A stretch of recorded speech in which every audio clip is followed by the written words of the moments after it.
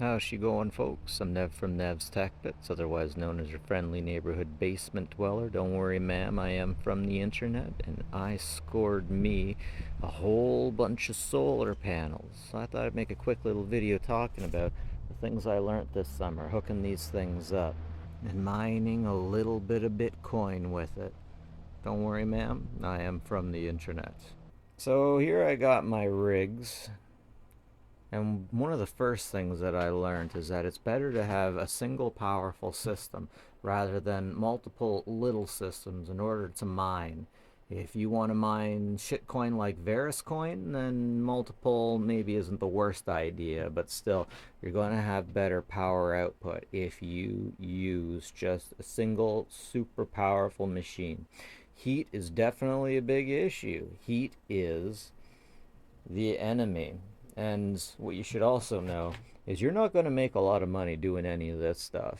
If you're going to be mining, you're going to be mining for future value, not today's value. Something like this should only be done for fun. You're not going to do any of this just because you want to make money unless you're super patient. Now, what's really important to know is if you're trying to make money with solar panels, the best thing to do is to look secondhand. There's a lot of farmers out there that switch their units up every, 5, 6 years. They pretty much only do it because of tax write-off reasons, and it's cheaper to get guys out to replace everything than it is to get them out piecemeal to repair every unit as they break.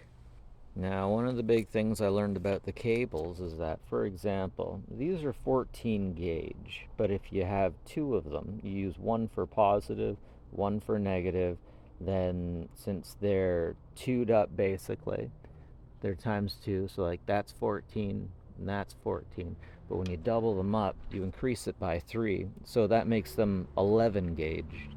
Lithium ion is definitely the best kind of battery that you can use, but if it gets cold, they stop working. They stop working at around 0. They stop putting out as much energy. But at the same time, these old car batteries, well, these are all new car batteries. If you're going to be getting car batteries, you definitely want to be using Deep Cycle. Deep Cycle is your friend. Now, some inverters, they can handle a little more than 24 volt, and some simply can't. Be prepared to spend good money on your charge controllers because if you're putting through a lot of energy, these $16 ones are just for fun. These $60 ones are alright. It's definitely best not to leave these things outside in the rain. I failed on this one. Usually I tuck it in right under this panel over here. And it's always good to have someone watching over. Hey Skelly Beans, how you doing? I'm going to be disconnecting this stuff for the winter and rewiring it better next year. Smart Solar MMPs are where it's at, but you definitely want to get a better shelter than this for your system. You want to keep all of this stuff out of the rain. It's kind of funny, but when the summer comes, I actually get a little bit less, actually a lot less power because the trees grow leaves and the leaves grow a canopy that keeps the sun from where I need it.